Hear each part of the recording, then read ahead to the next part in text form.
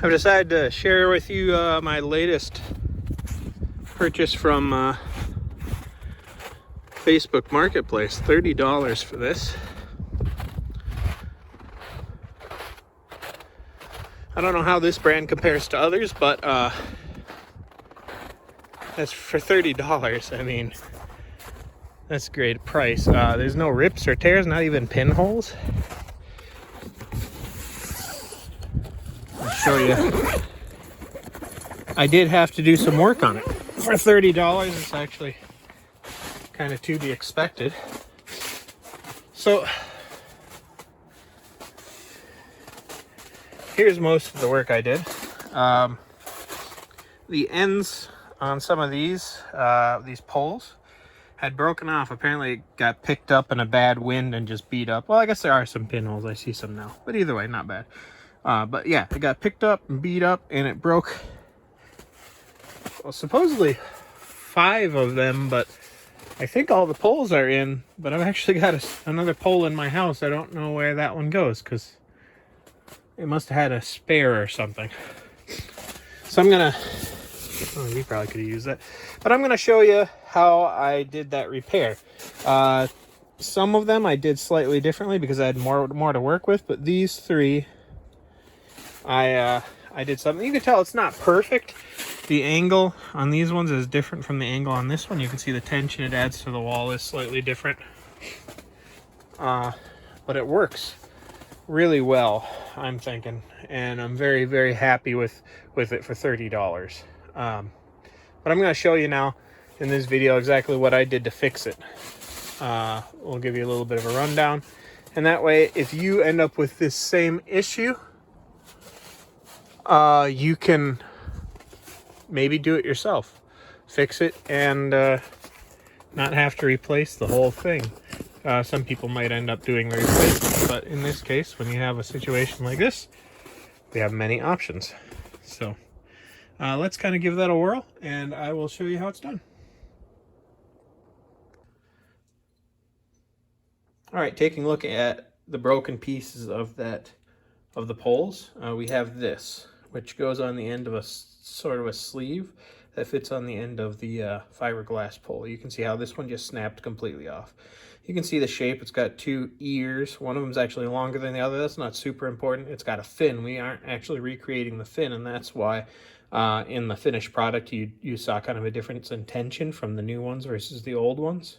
I might at some point try to do a casting video, show you how to make these properly, but first I'm actually contacting the company that makes them. So there's going to be 2 pieces that we need. We need a piece that'll slide over, and we need a piece that will, I guess, recreate those 2 ears.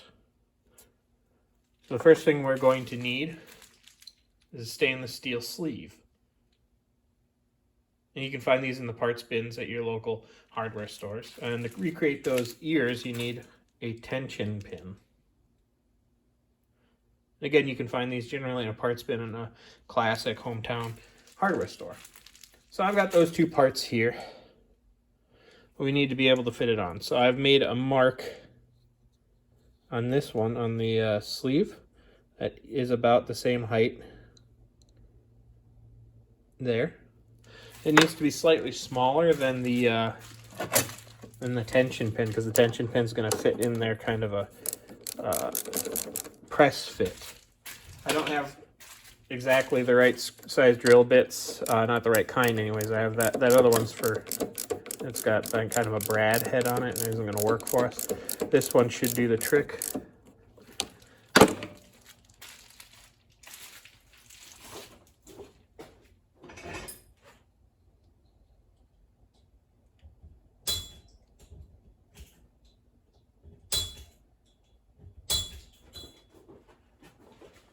So I used a punch to kind of put a divot in it. That should hopefully make this a little bit quicker. And I don't have anything too special. I highly recommend owning a drill press. I can't tell you how many times I've used this for how many projects. It's amazing. I absolutely love it. I'm wearing this glove because when I made the other ones, I got bit. It caught one of the sleeves, spun it around, smashed it into my thumb, and I was bleeding all over the place. So let's see if I can do this without doing that. There might be another way to do that. Not really. But okay, let's give it a go. I'll just hold on as well as I can. Go slow.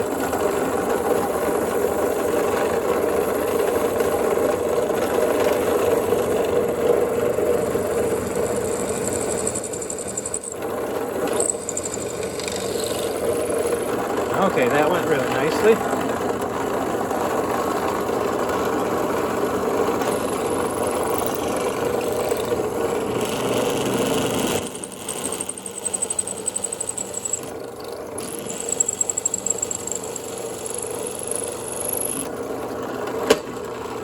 It's actually a lot harder than it was yesterday. I'm not sure why.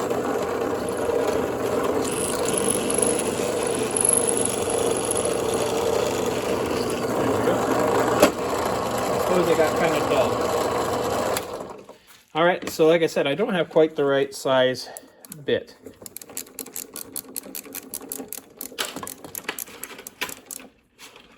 I do have this brad-headed drill here.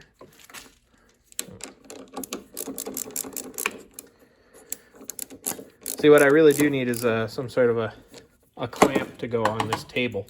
That would be good. We're going to try again, and I think this is where it caught last time, so wish me luck.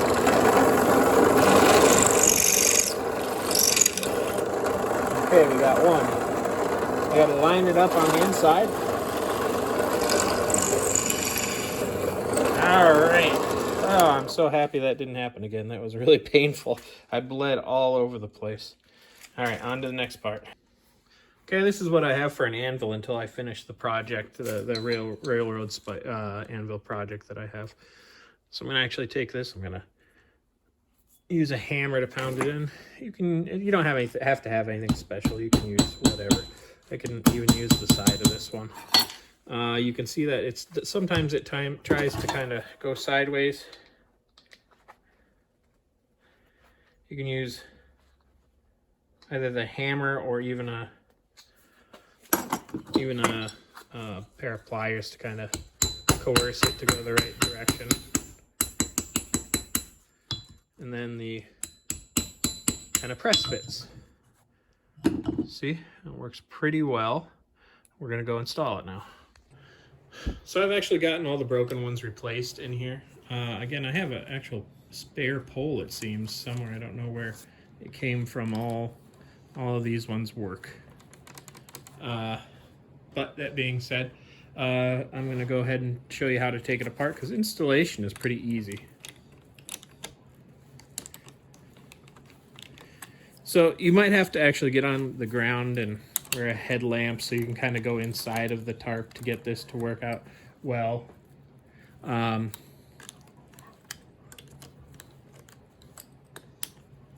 then again, maybe not. Because basically the end, here I'll show you. So here's the spare one. I actually repaired this one the same way. That's also got a tension piece in there. It didn't go in straight, so I'm almost happy that I didn't have to use it. But that goes into this hub, and then this goes into a sleeve to apply pressure and all that, and that's how these work. I should use just a proper wrench or a ratchet or something like that. But this is going to be a quick vid, so I decided I was going to just do it this way. All right, so be careful when you let it go, otherwise you'll have a lot more pieces that you have to put back together. So as you can see, these are the ones that have been repaired. See, you basically, the original ones are press fit. These ones are taped on because they're not quite tight enough to be press fit. So you basically, well, I guess that one has to be held on to. So you can basically take that off. Hold on a sec. My hands are wet now from dealing with the thing. Okay. So yeah, so you take that off. You put on your new piece. And when it's at the right height, you tape it. You can either drop this completely through here, or you can just drop this piece in and have that pull inside of the sleeve on the inside. And it's got enough flex that you can bend it around and make it fit into the sleeve and then tape it that way too. So it's not a hard repair to do once you have the parts. I'm actually really satisfied with the way it worked out. And I think it'll probably hold up pretty well. Hold on a second, I gotta do a little switch up, it looks like.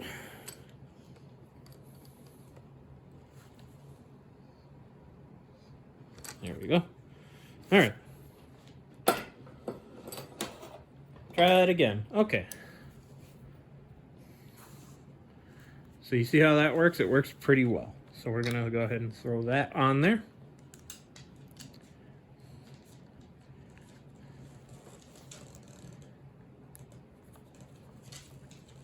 All right. Now some of these aren't that tight, but I'm gonna tighten it all the way just in case. I don't know why some of them are loose. Maybe they're supposed to be. I don't know. All right. Then you have that.